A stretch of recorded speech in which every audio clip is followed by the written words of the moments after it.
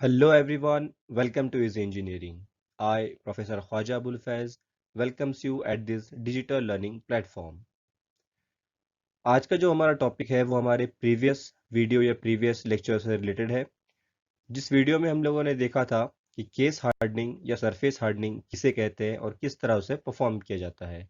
उसके बाद हम लोग केस हार्डनिंग के दो types carburizing and cyaniding process study कर चुके हैं और आज के सेशन में हम लोग सरफेस हार्डनिंग या केस हार्डनिंग का third type nitriding process study करेंगे।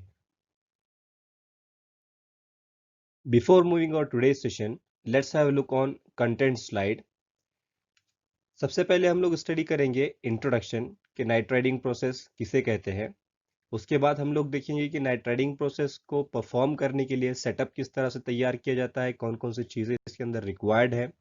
और उसके बाद हम लोग टोटल प्रोसीजर स्टडी करेंगे कि नाइट्राइडिंग प्रोसेस किस तरह परफॉर्म की जाती है। उसके अलावा सब्सक्राइब टू दिस चैनल जहां आप लोगों को इंजीनियरिंग टॉपिक्स के एक्सप्लेनेशन प्रोवाइड किए जाते हैं।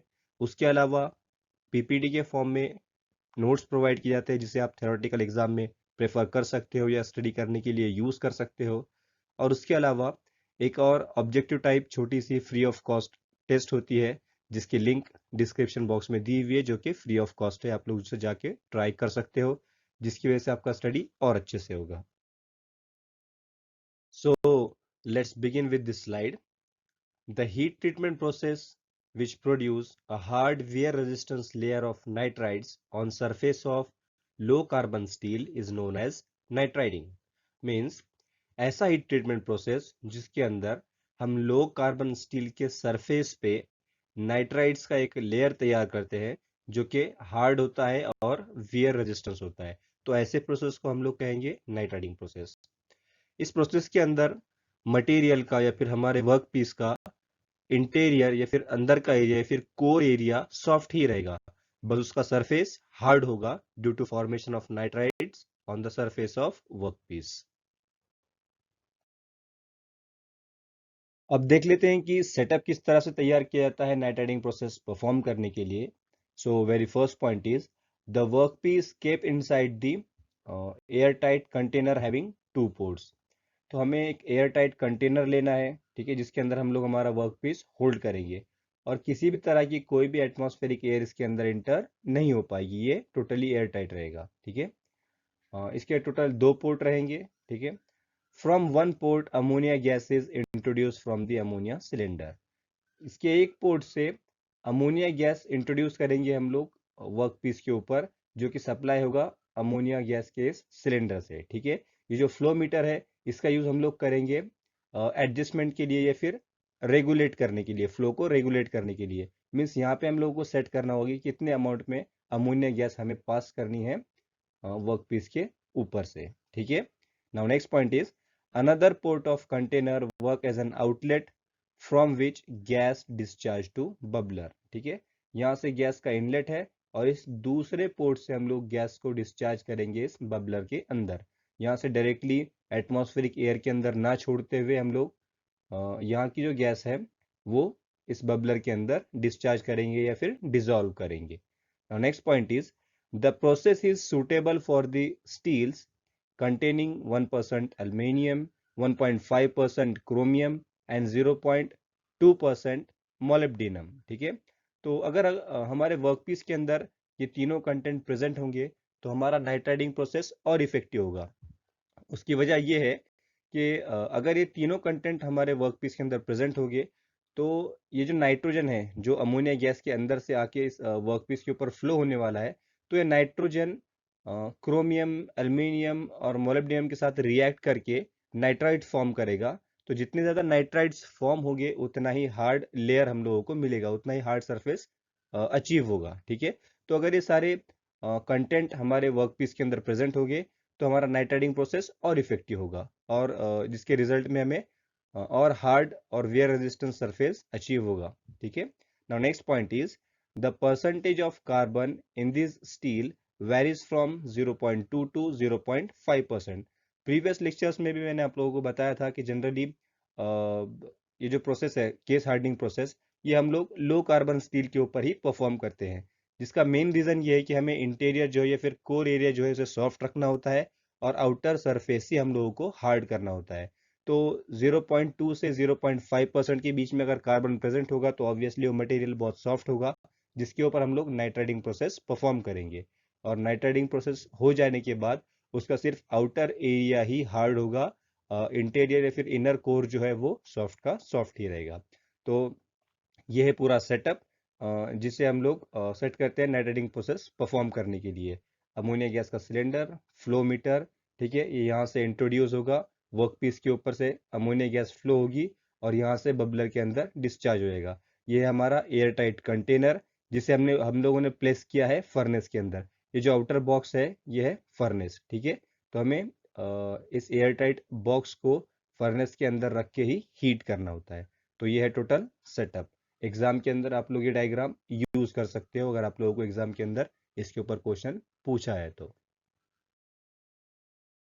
Now let's see the procedure of nitriding process. अब देख लेते हैं कि कौन कौन से स्टेप्स हमें फॉलो करने होते हैं नाइट्राइडिंग प्रोसेस परफॉर्म करने के लिए और कौन कौन से रिएक्शंस होते हैं नाइट्राइडिंग प्रोसेस में। सो very first point is the process consist of heating machine and heat treated component to a temperature of 500 degree Celsius for 40 to 90 hours in a gas tight box through which ammonia gas is circulated। Means अगर हमारे work piece के ऊपर हम लोगों को जो भी machining operation करना है उसे हम लोग पहले ही परफॉर्म कर लेंगे, लाइक ड्रिलिंग होगा, मिलिंग होगा या फिर कोई भी मशीनिंग ऑपरेशन अगर हम लोगों को परफॉर्म करना है तो हम लोग पहले ही कर लेंगे। उसके अलावा अगर कोई दूसरी हीट ट्रीटमेंट करनी है लाइक टेम्परिंग, नॉर्मलाइजिंग एक्सेट्रा, तो उसे भी हम लोग पहले कर लेंगे और आखिर में हम लोग नाइट्राइडिंग प्रोसेस की तरफ जाएंगे, ठीक है। तो अब नाइट्राइडिंग प्रोसेस परफॉर्म करने के लिए हमें वर्क पीस को प्रिपेयर किस तरह करना होगा।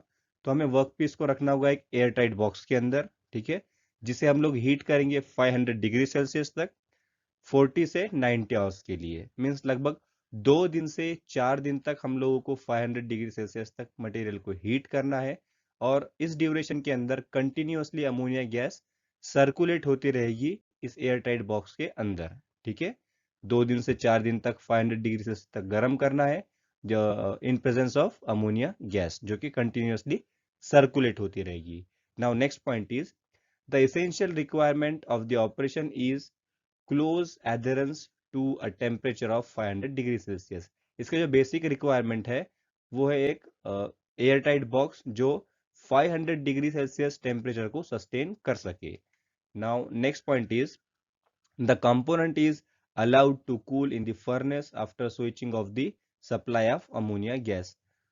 इस ड्यूरेशन के हो जाने के बाद जब हम लोग अमोनिया गैस का सर्कुलेशन बंद कर देंगे तो वर्क पीस को हम लोग सरफेस के फर्नेस के अंदर ही कूल करेंगे। एयर कूलिंग, वाटर कूलिंग या किसी और तरह की कूलिंग नहीं होगी, यहाँ पे सिर्फ फर्नेस कूलिंग ही हम लोग प्रेफर करते हैं, ठीक है।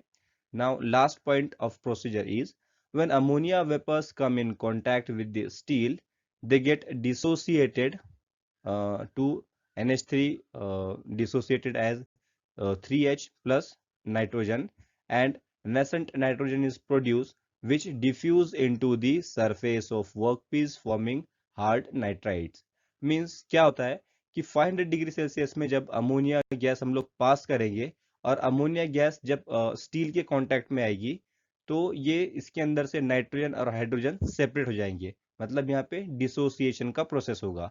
डिसोसिएशन किसे कहते हैं कि एक गैस के अंदर से दो अलग अलग गैसेस निकल रहे हैं, ठीक है। लाइक CO2 का डिसोसिएशन होगा तो ऑक्सीजन और कार्बन निकलेगा, तो या फिर कार्बन मोनोऑक्साइड निकलेगा। तो यहाँ पे अमोनिया का जब डिसोसिएशन होगा तो 3H यानी हाइड्रोजन गैस लिबरेट होगी और नाइट्रोजन गैस भी लिबरेट होगी, जिसे हम लोग नेसेंट या फिर नई नई बनी हुई नाइट्रोजन कहेंगे, ठीक है। तो ये जो नाइट्रोजन डिसोसिएट होगी ये डायरेक्टली जाके डिफ्यूज होगी मटेरियल के सरफेस पे और मटेरियल के साथ रिएक्ट करेगी और नाइट्राइड्स बनाएगी, ठीक है। मटेरियल के अंदर जो भी मेटल या फिर जो भी मटेरियल है उसके साथ रिएक्ट करके ये बनाएगी नाइट्राइड्स। और प्रीवियस लेक्चर में मैं आपको बता चुका हूँ कि जहाँ पर भी हम लोग कार्बाइड्स, नाइट्राइड्स इस तरह के वर्ड सुनते हैं तो ये एक हार्ड फेज होता है, एक वेयर रेजिस्टेंस फेज होता है, ठीक है। तो अमोनिया गैस डिसोसिएट होके हाइड्रोजन और नाइट्रोजन प्रोड्यूस करेगी, जिसके अंदर से नाइट्रोजन क्या होगा, डिफ्यूज होगा मटेरियल के सरफेस के ऊपर और फॉर्म करेगा नाइट्राइड्स, ठीक है। और ये जो हाइड्रोजन गैस है ये हम लोग निकाल के बबलर के अंदर इसको डिस्चार्ज कर देंगे, ठीक है। तो नाइट्राइड्स फॉर्म हो जाने के बाद हमारे जो मटेरियल का सरफेस है वो हो जाएगा हार्ड और वेयर रेजिस्टेंस, और जो इनर एरिया या फिर कोर एरिया है वो रहेगा सॉफ्ट, ठीक है। तो ये था total procedure nitriding process perform करने का। So in this way we have finished our today's topic. आज के सेशन में हम लोगों ने देखा कि केस हार्डनिंग या सरफेस हार्डनिंग का जो टाइप है नाइट्राइडिंग प्रोसेस, उसे हम लोग किस तरह से परफॉर्म करते हैं, उसका मीनिंग क्या है, ठीक है। उसके लिए सेटअप किस तरह से तैयार करना होता है। तो अगर आप लोगों को एग्जाम के अंदर 4 मार्क्स के लिए क्वेश्चन आएगा कि नाइट्राइडिंग प्रोसेस को एक्सप्लेन कीजिए, तो उसका आंसर आप लोग इस वीडियो की हेल्प लेके कर सकते हो, जिसके अंदर आप लोगों को लिखना है कि नाइट्राइडिंग प्रोसेस किसे कहते हैं, उसके बाद डायग्राम आप लोगों को बनानी होगी, और उसके बाद सेटअप और प्रोसीजर को एक्सप्लेन करना होगा, जिससे कि आपका एक भी मार्क्स कट नहीं होगा, आपको आउट ऑफ मार्क्स मिल जाएंगे। सो इसके अलावा अगर किसी पॉइंट में या किसी स्लाइड के अंदर कंफ्यूजन हो या कोई पॉइंट नहीं समझा हो, तो आप उसे कमेंट सेक्शन में लिख के पूछ सकते हो, या फिर कोई और सजेशन हो तो आप लोग कमेंट सेक्शन में उसे लिख सकते हो। So thank you, thanks for the watching.